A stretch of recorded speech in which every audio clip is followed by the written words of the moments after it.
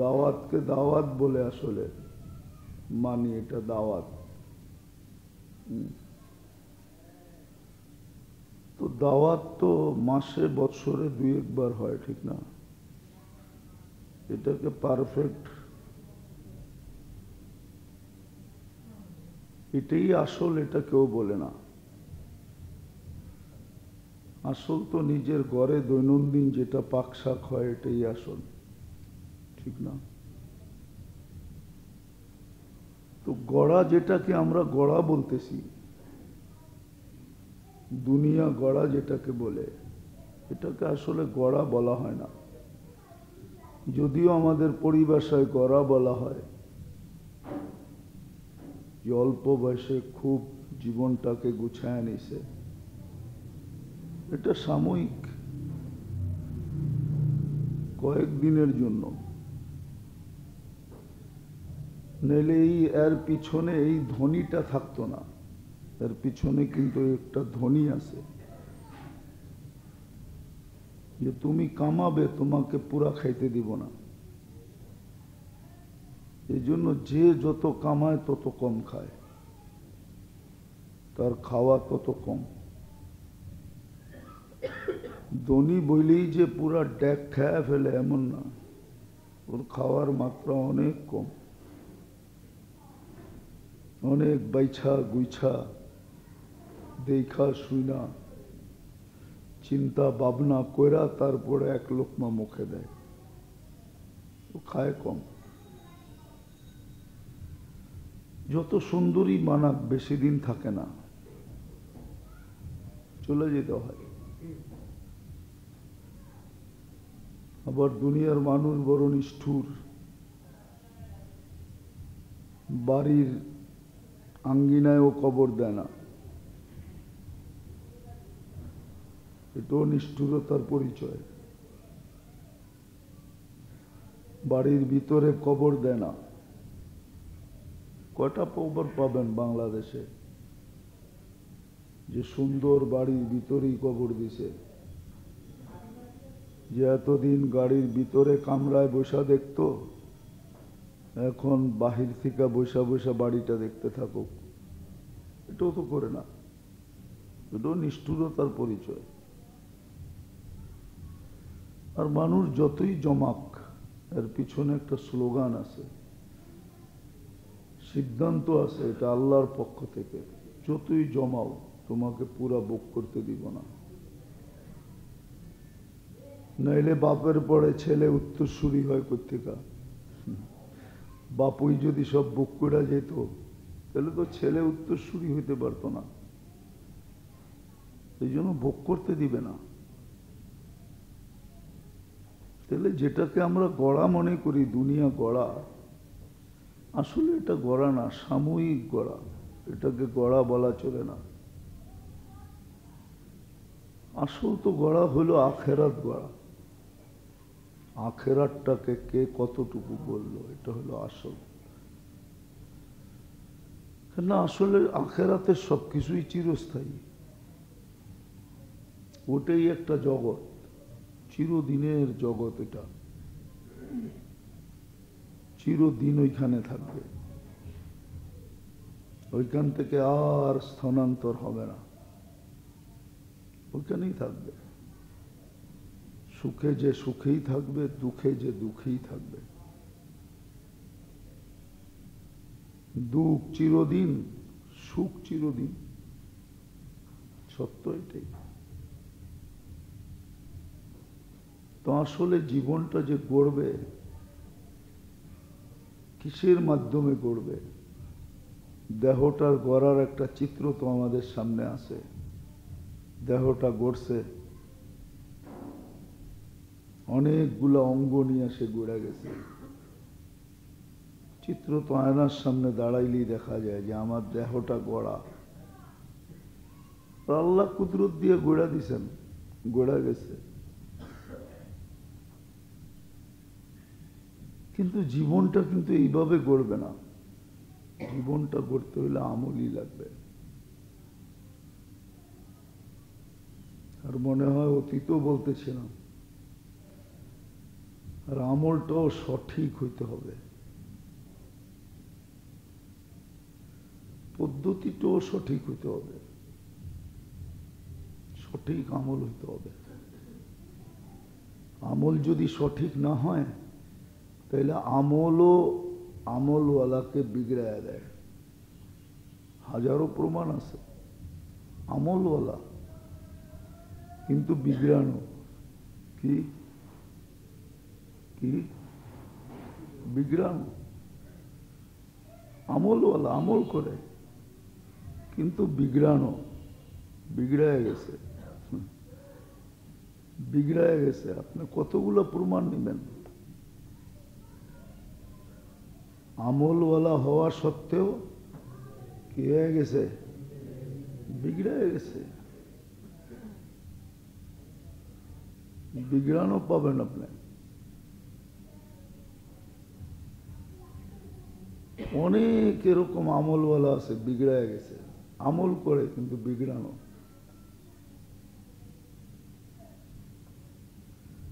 কথার ঠিক নাই, কাজের ঠিক নাই, ল্যান্ড ঠিক নাই, দেন ঠিক নাই, সামাজিকতা ঠিক নাই, কিন্তু আমলদার। কি আমলদার? সব আমল করে কিন্তু তারপরও দেখবেন বিগড়ানো। এরকম আমাদের সমাজে পাওয়া যাবে, হাজারো পাওয়া যাবে।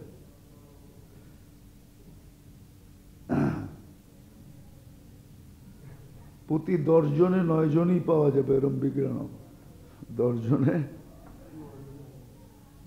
এটাও বললে চলবে, 10 জনে 10 জনই বিগড়ানো। কিন্তু সবাই আমল করে, সবাই কি করে? আমল করে, অথচ বিগড়ানো। আমল যদি সঠিক না হইল তাহলে আমল মানুষকে বিগড়ায়া দেয়।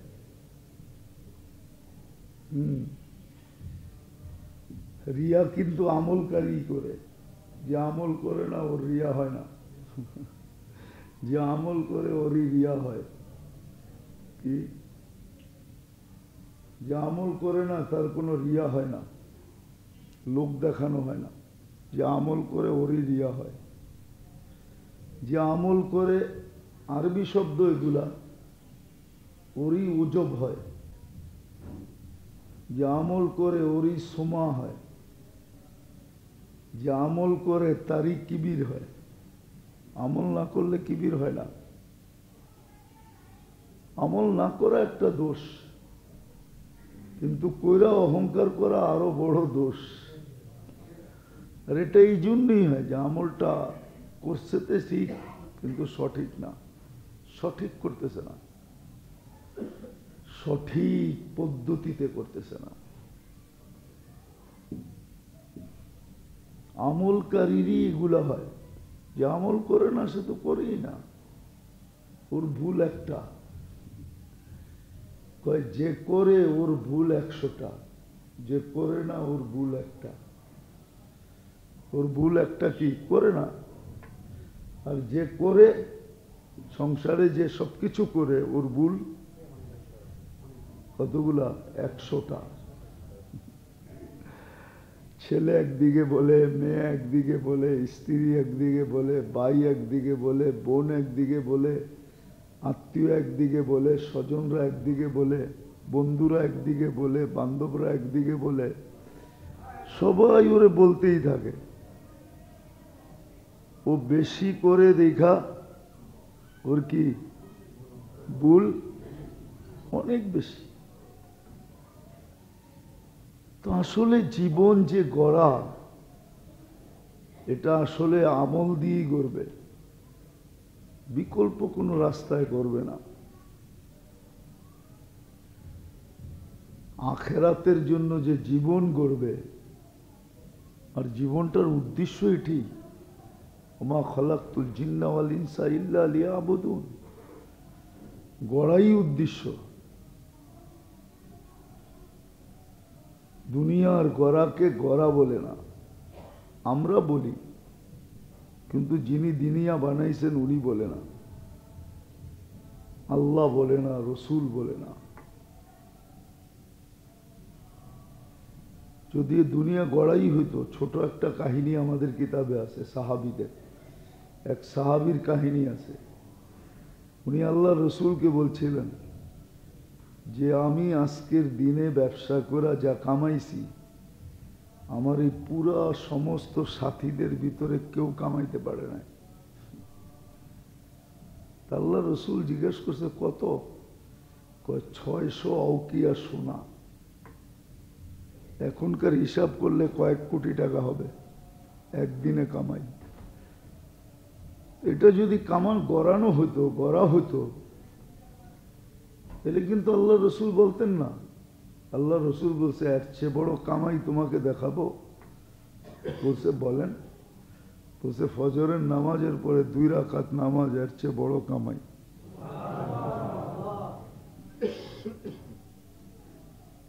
বুঝানোর জন্য দেখাইলাম, বুঝলে তো ভালো কথা, না বুঝলেও ভালো কথা।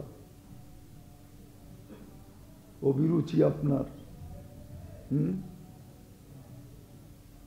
অভিরুচি আপনার। তো জীবন গড়বে আমল দিয়ে, কি দিয়া? দুনিয়ার জন্য না, আখিরাতের জন্য।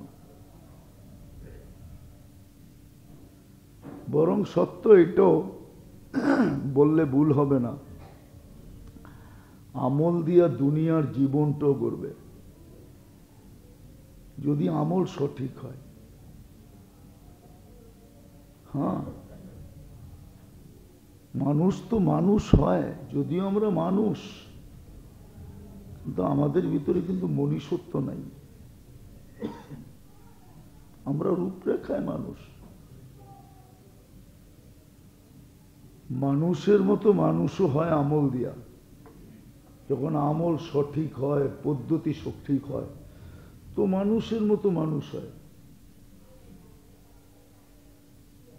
ওর দ্বারা কেউ অতিষ্ঠ হয় না, ওর দ্বারা কেউ কষ্ট পায় না। ভুলেও যদি পায়া ফেলে তো এটা সাথে সাথে শোধরায় নেয়, ওটার ভিতরে দেরি করতে চায় না। আপনি মনে করেন, একটু ভাবেন, আবু বকর সিদ্দিক রাদিয়াল্লাহু তাআলা আনহু একজনকে ছোট একটা কটু কথা বলছে,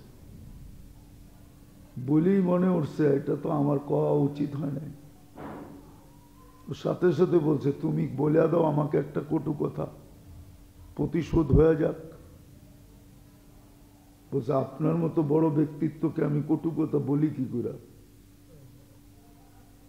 বলছে তুমি না বললে কিন্তু আমি আল্লাহ রসুলের কাছে তোমাকে নিয়ে যাব।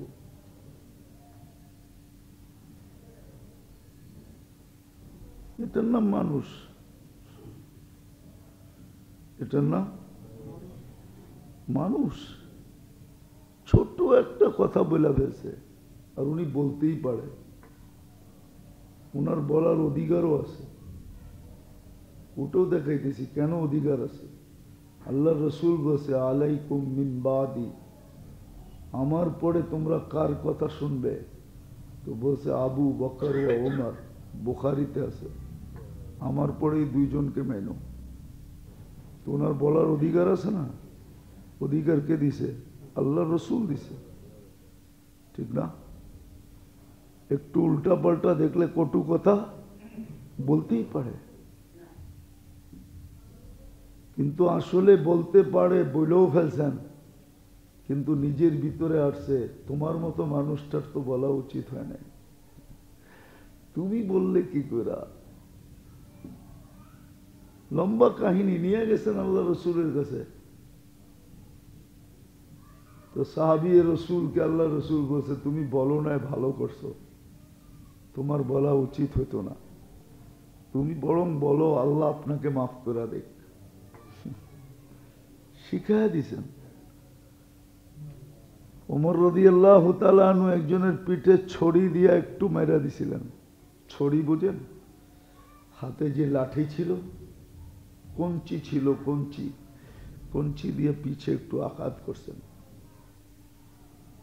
তাও কারণ সম্মত করছেন, অকারণে না। কিন্তু সাথে সাথেই মনে উঠছে তোমার তো এটা করা ঠিক হয় না, তুমি না মানুষ।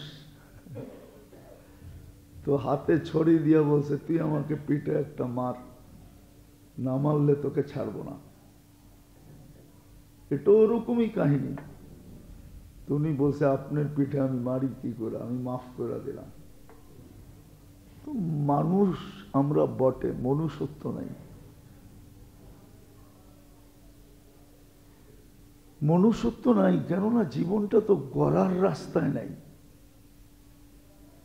আমরা তো গড়ার রাস্তায় নাই, এই জীবনটাকে গড়তে চাই। গড়ার রাস্তা না থাকার কারণে মনুষ্যত্ব আমাদের ভিতরে নাই, না আমার ভিতরে, না আপনার ভিতরে, কারো ভিতরেই নাই। নাহলে মানুষ মানুষ দ্বারা কখনো অতিষ্ঠ হতে পারে না। মানুষ মানুষ দ্বারা কখনো ব্যথা পাইতে পারে না। মানুষ মানুষের হাতে কখনো দুঃখ পাইতে পারে না, লাঞ্ছিত হইতে পারে না। আমরা মানুষ বটে, কিন্তু মনুষ্যত্ব আমাদের ভিতরে নাই। এটা না থাকার কারণ এটাই, জিন্দেগিতে আমল নাই। থাকলেও পদ্ধতি ঠিক না, আমলটা সঠিকভাবে করা হয় না। না সঠিকভাবে করা হয়, না পদ্ধতি ঠিক। এই জন্যই তো দেখাইলাম আমলকারীদের ভিতরে রোগ বেশি। কি রোগ বেশি? রিয়া ওদের ভিতরে, অহংকার ওদের ভিতরে, সোমা ওদের ভিতরে, ওজব ওদের ভিতরে। এগুলো সব রোগ, আর এগুলো সব আরবি শব্দ। হাদিসে আছে,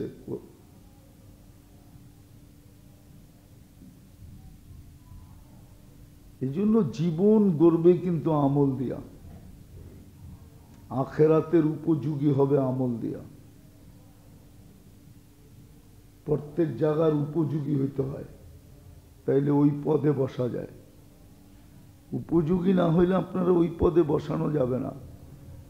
যাবে হয়তো কোনো কারণে আপনি কোনোভাবে বসেও গেলেন, কিন্তু ওই পদ আপনাকে দিয়ে চলবে না। বরং দেখা যাবে ওই পদে বসা আপনি পথ চালাইতেছেন না, নিজেরই চালাইতেছেন খালি। এই জন্য আসে, পেপার পত্রিকায় ওঠে না, পেপার পত্রিকায় দেখা যায়, এটারে বলে ভিআইপি তরাক্কি। ভিআইপি তরাক্কি বোঝেন? অটো পাসের মতো আর কি, অটো তরাক্কি। তরাক্কি বোঝেন? Auto promotion. যোগ্যতা কিছু নাই, বসায় দিছে। তো দেখা গেছে পথ চলে নাই, খালি উনিই চলছে। হাজার হাজার কোটি টাকা নাই, শত শত কোটি টাকা নাই। ঠিক না? এটাই কারণে। আর যদি আসলেই যোগ্য হইতো, আসলেই মানুষ হইতো, তাহলে ওটা দ্বারা ও চলতো না, সংস্থা চলতো, প্রতিষ্ঠান চলতো, হাজারো মানুষ চলতো, সবাই উপকৃত হইতো। এক শ্রেণীর লোক শুধু উপকৃত হতো এমন না। এরকম হাজারো উদাহরণ দিয়ে আপনাকে বোঝানো যাবে, হাজারো উদাহরণ দিয়ে বোঝানো যাবে। আর এটা কারণ এটাই যে জীবনটা আমল দ্বারা গড়তেছে না। আমল দ্বারা যদি জীবনটা গড়তো না, তাহলে এটা হতো না। এই জন্য মেরে দোস্ত, উচিত, আমাদের খুব উচিত, কেননা জীবনটা ছোট, মুহূর্তগুলো বড় দামি। আল্লাহ দাম দিতে চেয়েছেন, মুহূর্তগুলা অনেক দামি, আল্লাহ দাম দিতে চাইতেছেন, মূল্য দিতে চাইতেছেন, মূল্যায়ন করতে চাইতেছেন। এই জন্যই তো আপনাকে আমাকে বোকা বলা হয়েছে। বানানেওয়ালা বোকা বলছে, বানানেওয়ালা।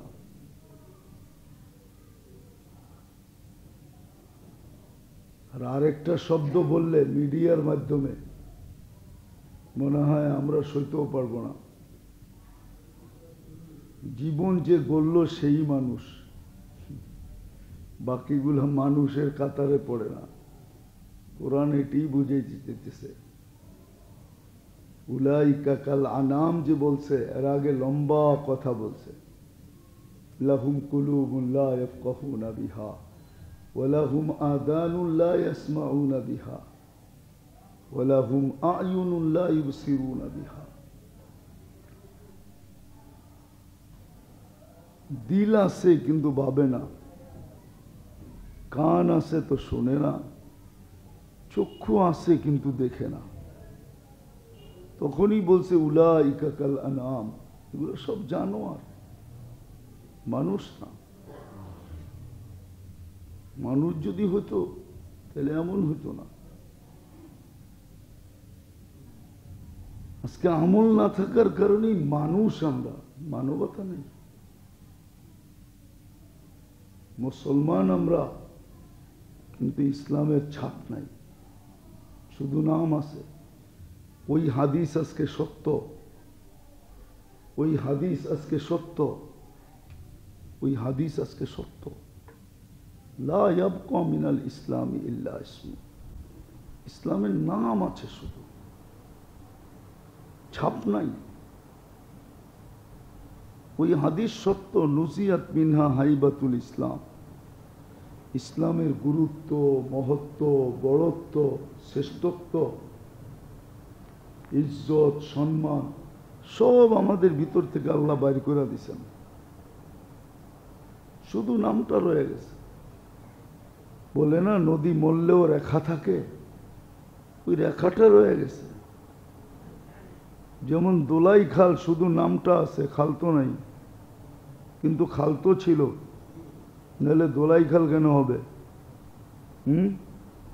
কি দোলাই খাল বোঝেন কি?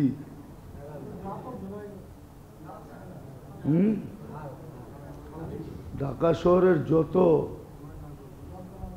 যত কাপড় চোপড় আসিল, যত দুবিদের, সব এই খালে দোয়া হইতো। এর জন্য এটার নাম দোলাই খাল। এই জন্য এটার নাম কি? দোলাই খাল। দুবিদের সব কাপড় এখানে দোয়া হইতো। তো নামটা আছে কিন্তু খাল নাই, ঠিক না? নাম আছে, খাল নাই। আসলে খাল ছিল, আসলে খাল ছিল। খাল তো আমরাও দেখছি যে খাল আছে, খাল যে ছিল এটা আমরাও দেখছি।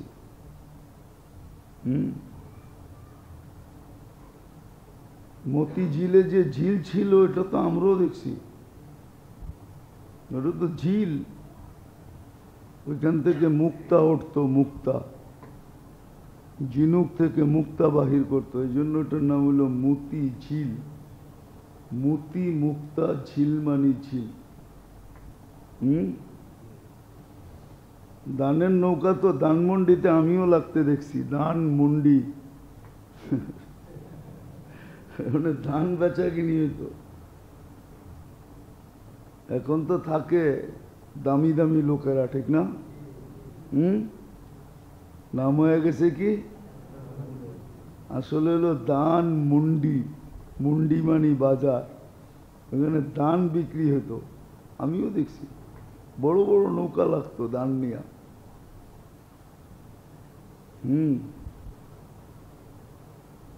তখন আমরা ঢাকা শহরেই থাকতাম,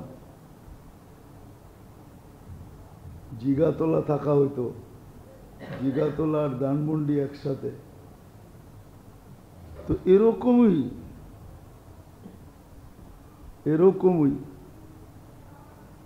ইসলামের শুধু রেখাটা আমাদের ভিতরে রয়ে গেছে, আর কিচ্ছু আমাদের ভিতরে নাই। ইসলামের কোনো ছাপ নাই।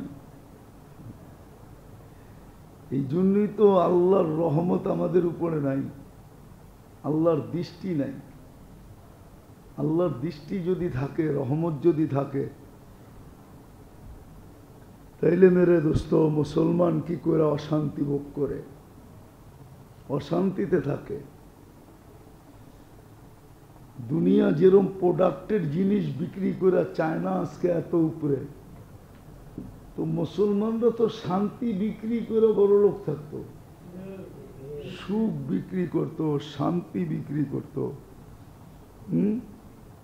সুখ বিক্রি করত, শান্তি বিক্রি করত,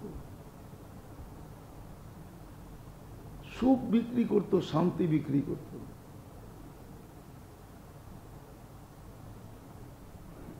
সুখ বিক্রি হতো, শান্তি বিক্রি হতো। বিজাতিরা বড় বড় টাকা দিয়া মুসলমানের কাছে ভাড়া থাকতো, বলতো তোমার কাছে থাকলে আমিও কিছু শান্তি পাব, আমিও কিছু সুখের ভাগ পাব। কি বাড়িওয়ালা যদি ভালো হয় তো ভাড়াটিয়াগো সুখ হয় না, সুখ হয় না? আর বাড়িওয়ালা যদি বাড়িওয়ালা হয়, কি ওই বাড়িতে সারা বৎসরই টুলেট লাগানো থাকে,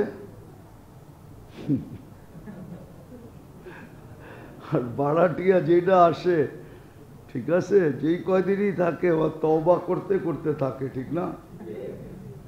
সত্য তো? হ্যাঁ হ্যাঁ, কিছু ভাড়াটিয়া বাড়িওয়ালা ঢাকা শহরে আছে যাদের কাছে মানুষ আগের থেকে বুকিং দিয়ে রাখে যে খালি হইলে আমাদেরকে দিয়েন। বাড়িওয়ালা ভালো, বাড়িওয়ালা ভালো, এটাই বুঝাইতে চাইতেছি। ইসলামের ছাপ নাই, মানুষ মানবতা নাই, মুসলমান ইসলামের ছাপ নাই।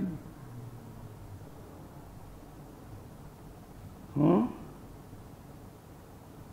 মুসলমান কাকে বলে এটাও তো বলছিলেন, মান সালিমাল মুসলিমিন। মুসলমানের কাছে যে থাকবে সে তো শান্তির গোডাউনে থাকবে। এক সমাজে যদি একজনও মুসলমান থাকে, তার শান্তির কারণে পুরো সমাজ শান্তি দ্বারা ঢাকা থাকবে। এটাই মুসলমানের সংজ্ঞা, মান সালিমাল মুসলিমিন। মানিল মুসলিম মান সালিমাল মুসলিমিন, যেই মুসলমানের দ্বারা সবাই নিরাপদ থাকবে।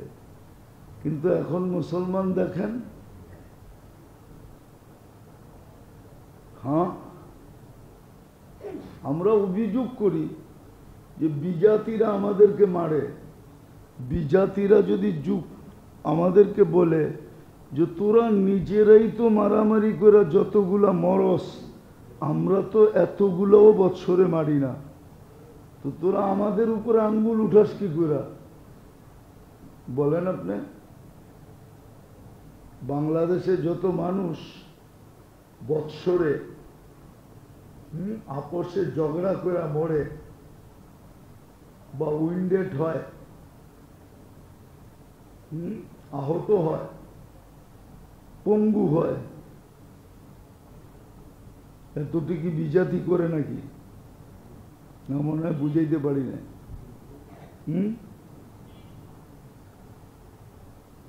না, আপনি এই কথা বলবেন যে আমরা আপোষে লইরা মরি মরি, তুই আমাদেরকে মারবি কেন? এটা বলবেন যে আমরা আপোষে লইরা মরি মরি মরি মরি, কিন্তু তুমি আমাদেরকে মারবা কেন? ওরাও তো একটা যুক্তি দিতে পারে, তোমরা আপোষে লইরা যদি এত মরতে পারো, তাহলে আমরা তুই চারটা মারলে অসুবিধা কি? মনে হয় আমি যুক্তিটা বুঝাইতে পারি। কি বলে? হ্যাঁ, এই যে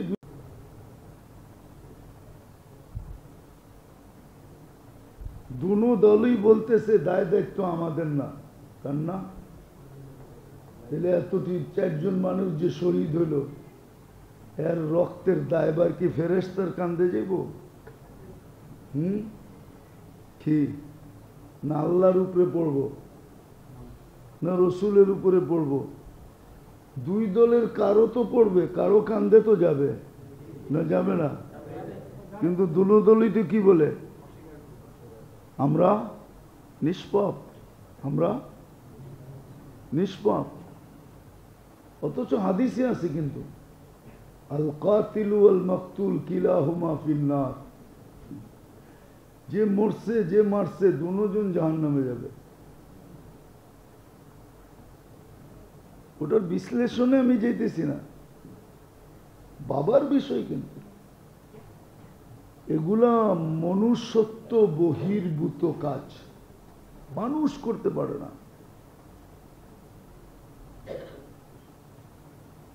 আর এটার দ্বারা আরেকটা ক্ষতি হইতেছে বিরাট বড়। ওই দিন আমি বলছিলাম মনে হয়, এটা দ্বারা বিজাতিদেরকে, বিজাতির কাছে হাস্যকর হওয়া, বিজাতির কাছে হাস্যকর হয়ে গেছি আমরা। আমরা এখন বিজাতির চোখে হাস্যকর। এটা দিনদারদের চেহারায় কালিমা, কালো দাগ। দিনদারদের চেহারায় কালো দাগ, দিনদারদের চেহারায় কালো দাগ। এটা কালো দাগ হয়ে গেছে। সাধারণ মানুষ বলতে পারে, আরে থো তুমগো দিনদারি দেখছি, আপোষে লইরেই তো তোমরা 4 জন মরে গেছো। 2018 তো মরছে, এবারও মরল, শত শত আহত হইল, অনেক জন জীবনের জন্য পঙ্গুত্ব বরণ করলো। তো কোরআনে আছে লা তুসমিত বিহাল আদা, এরকম কাজ করো না দুশ্মন দেখা হাসে, যে যাক আমি যেটা করতাম ওটা ওরা নিজেরা নিজেরই করে দিছে, ওরা আমার আর পরিশ্রম করতে হলো না, আমার আর ব্যয় করতে হলো না। দুশ্মনের কাছে হাস্যকর হয়ে গেছে, বিরাট ক্ষতি হয়ে যেতেছে, কিন্তু কেউ ক্ষতি চিন্তা করতেছে না। যে আমরা অন্যের চোখে কতটুকু কালার হইতেছি, হ্যাও হয়ে যেতেছি, হ্যাও হ্যাও প্রতিপন্ন হয়ে যেতেছি। আমরা দেখছি জীবনে, আমি তো ওই দিনও আপনাদেরকে কিছু কারগুজারি শুনাইলাম, আজকেও শুনাইতেছি। আমরা দেখছি দুনিয়াতে চলার পথে অনেক দেখছি, তাবলীগের পরিচয় দিলে সামনেওয়ালা একবারে চুপসায়া যেত, লজ্জাপতি ধরলে যেরকম গুটায়া যায় এরকম গুটায়া যেত। হ্যাঁ, কিচ্ছু বলতো না। এক মহত্ব, গুরুত্ব, সম্মান, ইজ্জত সবার দিলে ছিল। তাবলীগালা শুনলেই কি ইজ্জত করত। আমরা দেখছি, বহুত দেখছি, কম দেখি নাই। বলতে গেলে এত সময়ও হবে না, সপ্তাহের পর সপ্তাহ লাগবে, যে কত এই জীবনে চোখে দেখছি শুধু তাবলীগের কারণে। আমার একদিনের কাহিনী মনে আছে, আমার তখন দাড়ি মোছ মাত্র উঠতেছে, রমজান মাস ছিল, আমি চিল্লা লাগাইতে বাহির হয়েছি। তো আমার তাশকিল হয়েছে মুন্সিগঞ্জ, প্রথম রোগ হয়েছে তালতলি। আগে সদরঘাট থেকে তালতলি লঞ্চ যেত, ঠিক না? এখন যাই কিনা জানি না, এখনো যায়। তখন লঞ্চই ছিল। এই মাওয়া রোড টোড শ্রীনগর ফিরিনগর দিয়ে গুইরা গাইরা যেতে যেতে মাস পার হয়ে যেত। আর লঞ্চেই 1, 2, 3 ঘন্টার ভিতরে চলে যাওয়া যেত। তো আমি নামছি, তো গাঠ ছিল বাজারে, তালতলি বাজারে, এখন জানি না কোথায় আছে। তো গাটের থেকে নাইমা বাজার পাড়েলি একটা মাঠ ছিল, এখনো মনে হয় মাঠটা আছে। মাঠের কোনায় একটা মসজিদ ছিল, রমজান মাস ছিল, বৃষ্টির দিন ছিল। হেদায়েতের কথা শুনা মোসাফা করা সদরঘাট আইসা লঞ্চ ধরতে ধরতে পৌঁছতে পৌঁছতে আসর হয়ে গেছে। কোনো মতে যে আসরের নামাজটা পড়ছি, রোজার দিন তো, কিন্তু মাশাআল্লাহ ইমাম সাহেব এমন ছিলেন, উনি তো মসজিদে উঠতে দিবে না, বলছে না মসজিদে উঠা যাবে না।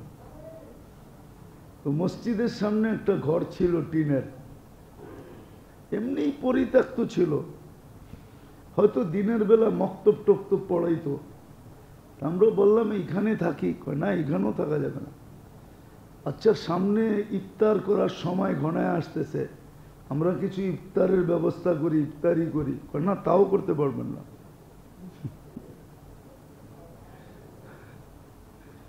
মানে পুরা উনি কোন পন্থী এটার নাম বলবো না, ওটাও জানি আমি কোন পন্থী ছিল, কোত্থেকে পড়ছে, বাড়ি ছিল ওনার দক্ষিণ অঞ্চলে। জেলার নাম বললাম না। মনে করেন তখন কেমন দুঃখ লাগে। আর 4 জন আর্মি অফিসার ছিল আমার সাথে। অফিসার তো ফুসতে ছিল, হুজুর আমি আমির ছিলাম, বলেন আপনি অনুমতি দেন। রানিং 4 জন আর্মি অফিসার। আর্মি তো আর্মি বোঝেন, ঠিক না? তো এরা ফুসতে ছিল যে অনুমতি দেন না, থানা তো এখানে অবশ্যই হবে। আমি বলতেছিলাম না ভাই, এটা আমাদের ঠিক নিয়ম না, আমরা আমাদের শক্তি দেখাবো না, আরেক শক্তি দেখাবো। জানি না কেন আমার কান্না আসতেছিল, আমি দাঁড়ায় কাঁদতেছিলাম। তো ওইখানের যদি কোনো লোক থাকে তো চিনবে, ওই যুগে একটা লোক ছিল।